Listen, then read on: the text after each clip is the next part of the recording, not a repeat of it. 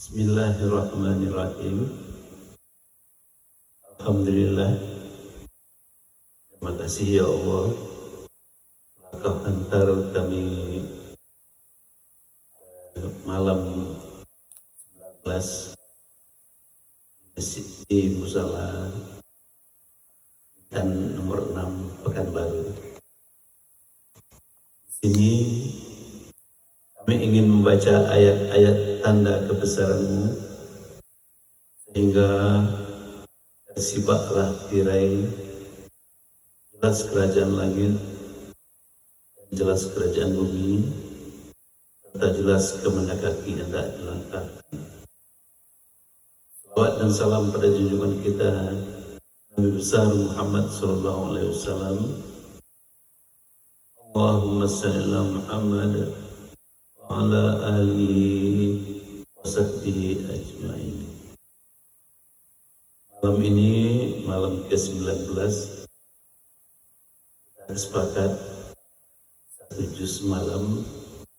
Berarti ini adalah juz ke-19 yang kita baca malam ini.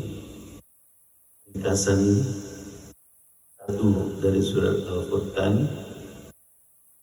Orang-orang kafir menolak kenabian Muhammad dan meminta bukti yang nyata. Pada ayat ini ditegaskan bahwa para nabi sebelumnya juga mengalami penolakan. Gambaran siksa bagi orang kafir di akhirat. Kemudian pada ayat ini juga diuraikan sifat-sifat ibadur Rahman atau hamba-hamba Allah yang sejati dengan sifat dia rendah hati, dia sabar, dan dia selalu mendekatkan diri kepada Allah. Sedangkan pada surat Asy-Syura itu diuraikan kisah para nabi yang menghadapi penolakan dari kaumnya. Kemudian juga diterangkan kisah Musa lawan Fir'aun, kemudian mukjizat tongkat Nabi Musa yang menjadi ular dan tangannya yang putih tapi tidak cacat. Dikisahkan juga bagaimana Ibrahim menghancurkan berhala dan berdebat dengan kaumnya. Dan pada juz ini juga diceritakan bagaimana Nabi Nuh dihina dan diselamatkan oleh bahtera yang besar.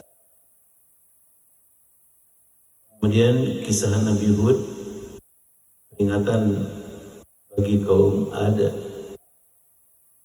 kaum Saleh, kaum Samud yang membunuh unta Allah.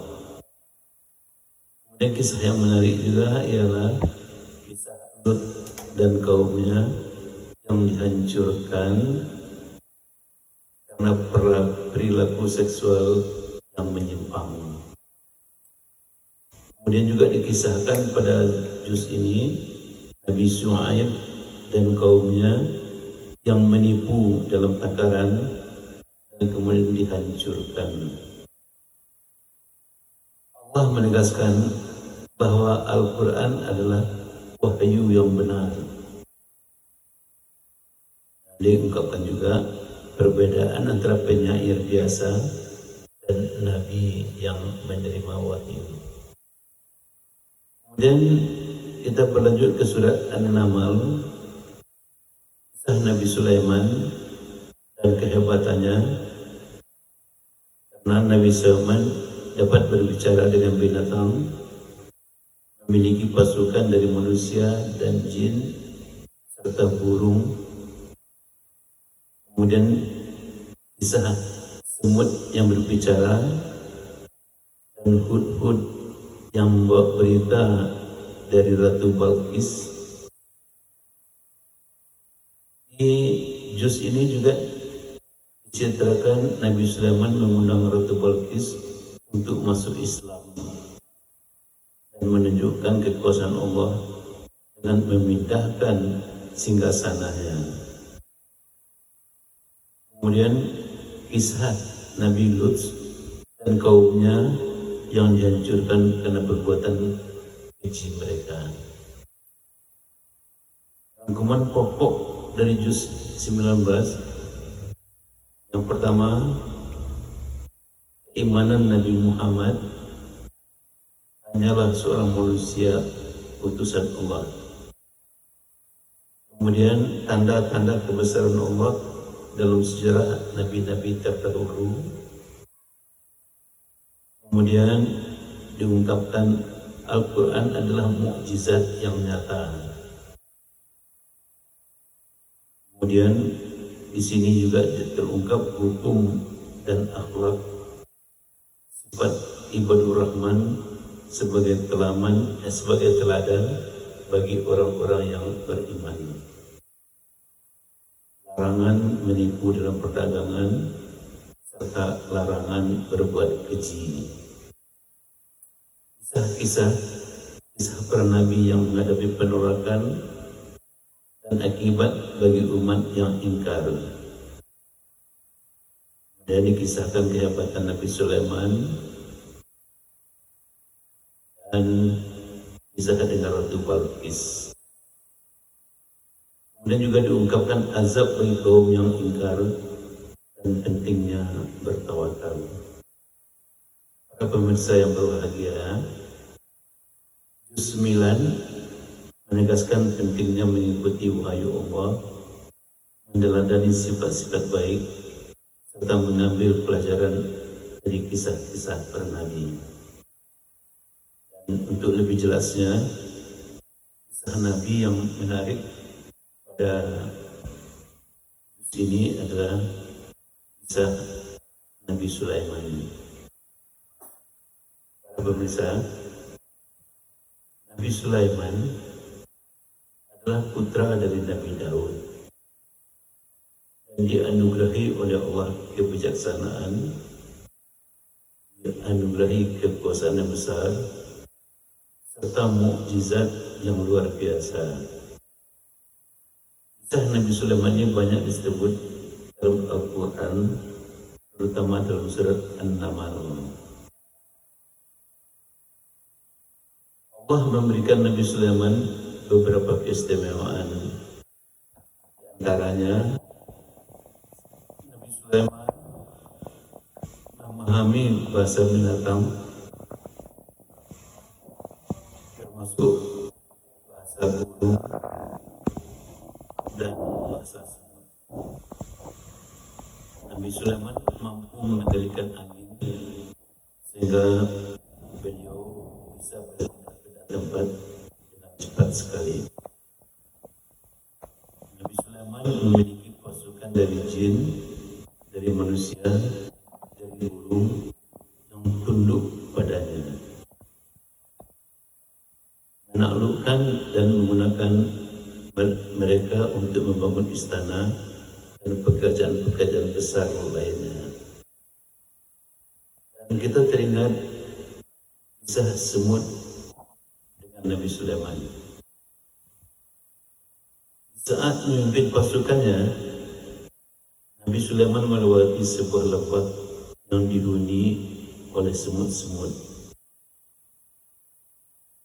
Tiba-tiba seekor semut memperingatkan koloninya, "Wahai semut-semut, masuklah ke dalam sarang-sarang kalian agar tidak diinjak oleh Sulaiman dan tentaranya, sedangkan mereka tidak menyadarinya." Baca dalam surat An-Naml ayat 18. Mendengar ucapan semut tersebut, Nabi Sulaiman tersenyum dan berdoa agar selalu bersyukur atas nikmat Allah. Kemudian ada lagi kisah burung hudhud dan Ratu Balqis. Apa pemirsa? Pada suatu hari Nabi Sulaiman menyadari bahwa burung hudhud tidak hadir dalam pasukannya. Ketika burung itu kembali, ia membawa kabar berita tentang Ratu Balkis, penguasa kerajaan Sabah. Burung hudhud melaporkan bahwa Ratu Balkis memiliki kerajaan yang makmur dan kaumnya menyembah matahari bukan Allah. Lalu Nabi Sulaiman mengirim surat kepada Ratu Balkis mengajaknya untuk meninggalkan penyembahan berhala dan kembali menyembah Allah. Untuk membuktikan kekuasaannya, Nabi Sulaiman menantang para pengikutnya untuk membuat singgasana Ratu Balkis dari Sabah ke istananya. Seorang jin menawarkan untuk membawanya dalam waktu sekejap. Seorang lelaki yang memiliki ilmu dari kitab suci disebut banyak mufassir sebagai Asif bin Barqiyah. Dia memindahkan singgasana dalam waktu sekejap mata. Para pemirsa yang berbahagia, ketika Ratu Balkis tiba, betapa terkejutnya ketika dia melihat singgasananya telah ada di istana Sulaiman. Hal ini membuatnya sadar akan kebesaran Allah dan akhirnya dia masuk Islam. Apa yang bisa kita petik dari semua kisah di atas? Yang pertama, rasa syukur Nabi Sulaiman. Nabi Sulaiman tidak sombong dengan kelebihannya, melainkan selalu bersyukur kepada Allah. Dua, keadilan dan kebijaksanaan. Dia adalah raja dan pemimpin yang adil. Tiga, kekuasaan sejati berasal dari Allah. Meski memiliki kekuatan besar, Nabi Sulaiman tetap tunduk kepada Allah. Keempat, dakwah dengan cara yang bijaksana. Dia mengajak Ratu Balkis kepada Islam dengan hikmah, bukan dengan paksaan.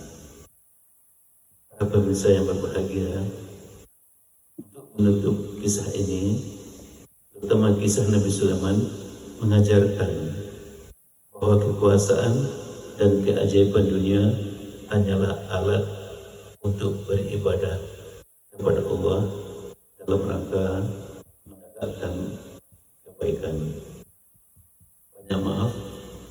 Billahi taufiq wal hidayah. Wassalamualaikum warahmatullahi wabarakatuh.